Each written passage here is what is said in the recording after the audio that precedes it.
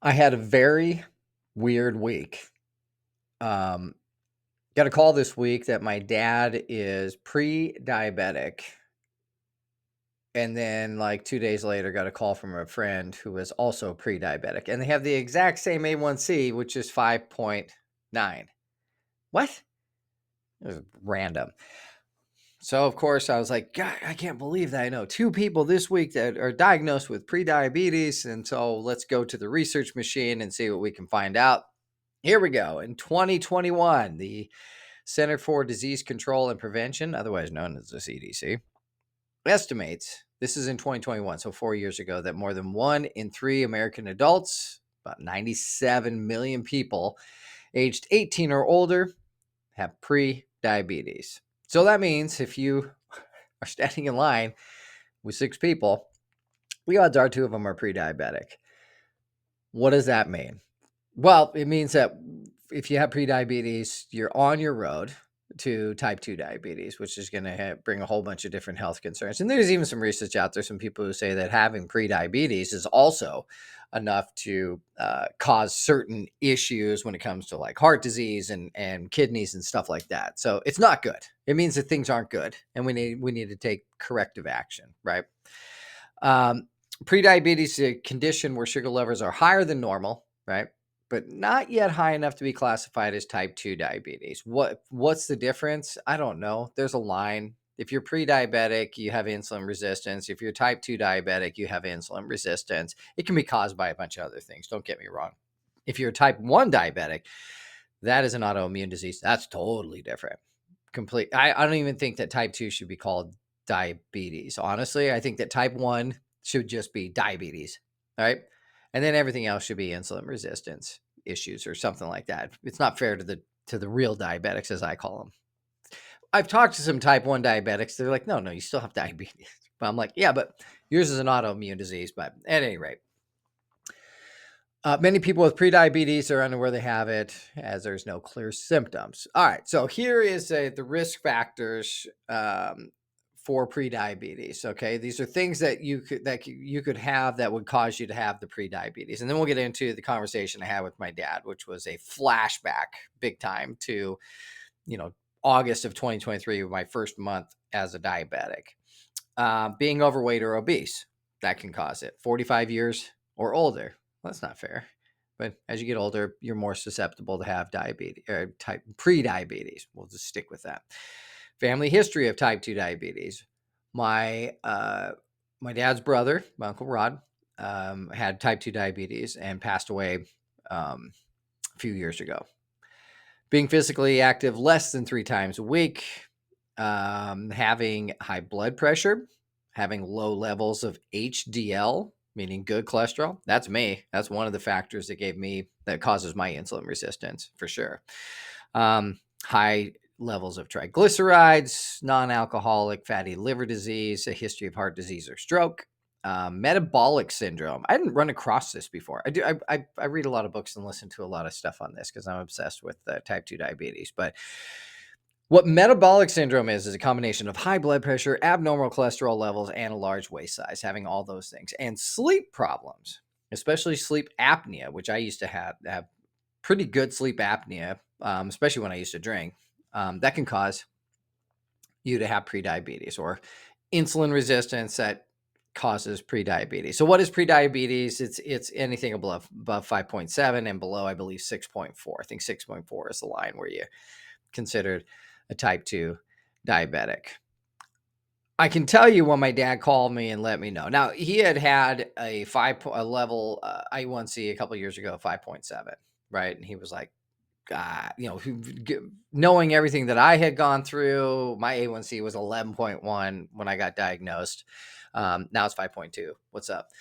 But everything that I'd gone through, he's like, I don't want to have anything to do with this. And his brother having type 2 diabetes and not being able to control it. And so there was a lot of flashbacks to remembering what it felt like that first week, 2 weeks, and month that I had type 2 diabetes, right? But my dad had been at 5.7, and I was like, hey, you're getting older.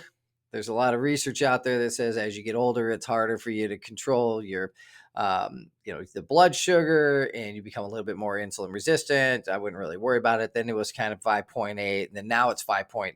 And this is kind of where um, this is where he draws the line. This is where my dad's like, nope, I'm not going any higher. In fact, I'm going to 5.6 at least in my next A1C, which will be in 6 months from now that they're going to be testing that. So he's 5.9 right now. He's trying to drop at least 0.3 points, which 100% is doable. But the flashbacks, man, I remember that the first thing that went through my mind, and when I asked him, I said, you feel like everything you're eating is killing you, don't you? And he said, 100%, right? Because that's what you do. When you find out you have type 2 diabetes or you're pre-diabetic and you're not controlling it, it just keeps eking up, right? Like my other friend that I found out this week, their A1C has been eking up, and now they're at 5.9, and kind of like, this is getting serious, and it's not going down. So what do I got to do? But you really feel like everything you're eating is killing you. You don't really feel like eating because if you don't eat anything, your blood sugar doesn't go up, right? Nah, if you just never eat again, your blood sugar will never go up again. It will, because your body will release stuff. But yeah, I remember thinking that and it being pretty annoying, very daunting, and a little depressing, to be honest with you, and confusing. So confusing at first. What am I going to have for breakfast, lunch, dinner? Should I be eating 2 meals a day, 3 meals a day, 5 meals a day? What's going to be best for my blood sugar? How am I going to do this? Can I have snacks? Can you have snacks? Can diabetics have snacks? Sunday dinner. My dad and the crew, they all like to get together and have this big Sunday dinner, and they already have all these diet restrictions. And so now they're going to add a pre-diabetic into the mix that can't have pasta. And will I need medication? How much do I need to work out? All these different questions, right? Now, my dad's in his 70s. He eats well. I think he eats well for a 70-year-old. I think my mom is very strict, and he hasn't really enjoyed food all that much. They've done a pretty good job. I did find out they've been eating Cadbury cream eggs, though. I was like, what are you guys doing? Anyway, so maybe they aren't eating as well as I thought, but I think they're doing a pretty good job. They do work out. They like to go on walks, but he is not happy where it's heading.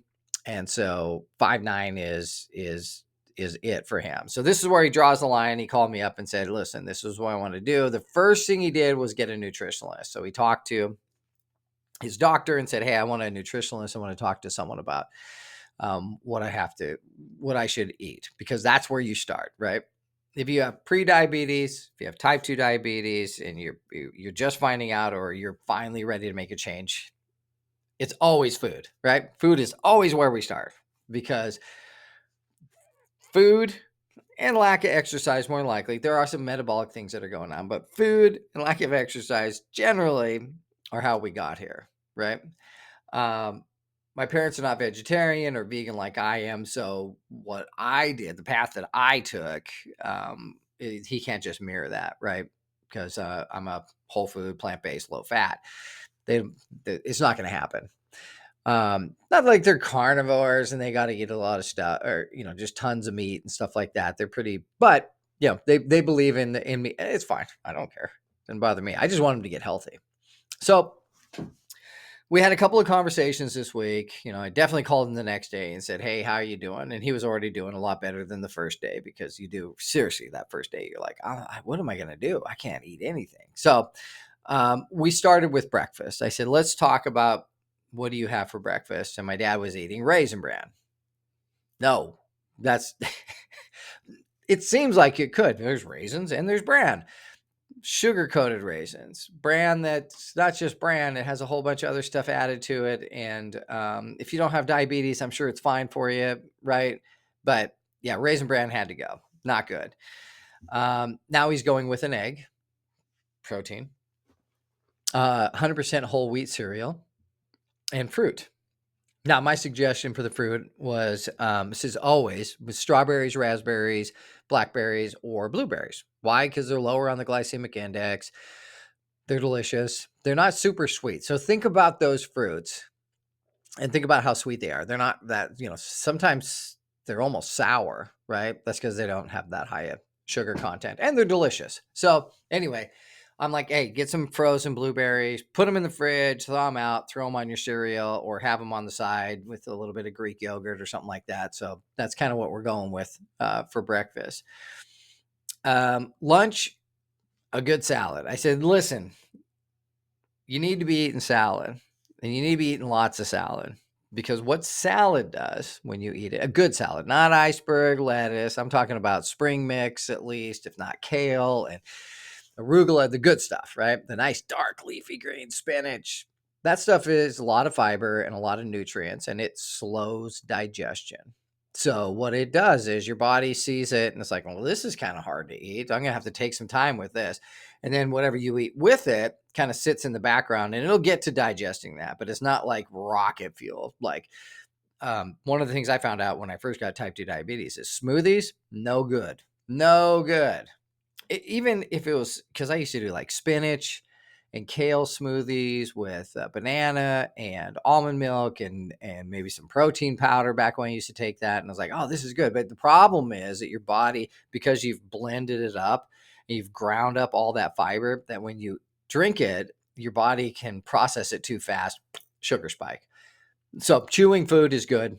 Whole fiber, meaning in its natural state after you've chewed it, is really good. But what we talked about was a good salad and maybe a piece of lean protein, or a sandwich with really good bread and lean protein. So, he loves mustard. Great. Get some Ezekiel bread. Get some really good protein, whatever, turkey or whatever to go with it, and then have some really good mustard on it. And I always like doing half a sandwich. So if I am going to have a sandwich, just one piece of bread, that makes a sandwich, right? So one piece of bread, cut it in half, and then a massive salad beforehand. I thought by now I would be sick of eating salad. I can honestly tell you I'm not. I look forward to eating salad all the time. And it's not just because I'm a vegetarian and a vegan. I used to not crave salads. Trust me. I'd eat them, but not like now. Anyway, and then for dinner, again, start with a big salad, right? And mix up the salad, add different things in there. Add some green olives or Kalamata olives, and cut up some celery, cut up some carrots, cut up some broccoli, cut up some cauliflower, dice that up, throw that in there, kind of mix it up, all the different textures and stuff, make it a good beets. Yeah, love having beets on there. And then you're going to be focusing on some vegetables. 4 ounces of lean protein. Deck of cards is a good size. That's about 4 ounces of lean protein. They like salmon, and so, hey, yeah, a piece of salmon, sure, that'd be great. And a whole grain like quinoa. Quinoa is a really good one. Kind of a staple. Quinoa quinoa is actually a complete protein. So even if you are vegetarian or vegan, if you don't have quinoa in your diet, you're missing out. It's good stuff. And again, it's a whole grain. Your body knows what to do with it. It's not processed at all. It may have a little bit of a sugar spike, but your body knows how to process it. So that's kind of what we worked on, and then minimizing the snacks for now. Now, my dad was famously a grazer back in the day. He could eat when he was working. He was known to be at the concession machine quite a bit. I believe it was Snickers bars, and lots of them. But he's at work. Nobody knows what's going on. But yeah, he can be a grazer. He likes, if you leave food out, like my mom never leaves food out. There's never food. As soon as you quit eating, it's gone, because because you just sit there and eat it all the time. So, and stop eating after dinner. So, once you finish your dinner, and if you have a small dessert, something hopefully good for you, great, but just stop, right? I mean, the guy's 5.9 A1C. We're not talking 11.1 or anything like that, right? And according to quite a bit of people, you don't even do any damage until you get over 7 A1C. A lot of people disagree with that, but 7 is the number, right? So that was the food part. That's what we kind of talked about. And I said, don't kill yourself. Just get consistent with this. And if, you have to go out to lunch, try to make good choices when you go out to lunch. And when you have Sunday dinner over the house, have a big salad. I mean, a really big salad. Bring your own salad before you have a little bit of what everyone else is eating. Then we talked about working out, and 2 things that we were really focused on with the working out, and that was walking, which is moving, right, and strength training. Now, walking, why walking? Walking is fantastic for diabetics because of the big muscles that it uses. Like, I use running, and I walk a lot. I walk a lot of miles every single week. I run quite a bit too. I'm training for a half marathon right now, so I've been running a whole bunch lately. But your legs are big muscles. Big muscles burn blood sugar. That's how they run. And when you work them out by walking or running or lifting with your legs, you're going to burn a lot of blood sugar. You're going to pull those numbers down significantly, right? Strength training, same thing, right? With strength training, you want to focus on the big muscle groups, which are your legs, which are your abs, which are your shoulders, your back, right? Arms, sure, why not? You might get some biceps. That'd be kind of cool. But that's kind of what we talked about. My dad, I said, especially in the beginning, I think you should walk 20 minutes a day, 20 minutes after each meal. So you eat breakfast, you go for a 20-minute walk, right? You can go longer, but at least 20 minutes. Lunch, you're retired. Go for a walk, 20 minutes. Dinner, absolutely. Get done with dinner, get the dishes done, 20-minute walk. They live on a golf course. There's a whole bunch of different routes they could do. I said, you'll know exactly how long it takes for 20 minutes to do it. I said, and it makes a huge difference. It helps your body burn the glucose. Strength training, you don't want to hurt yourself, but core strength is huge. Doing sit-ups, doing back exercises, doing squats, and there's a lot of research out there that strong muscles help with insulin resistance because they burn, glycogen, but and help just in the long run, right? One of the things we talked about was, should he get a CGM, a constant glucose monitor, right?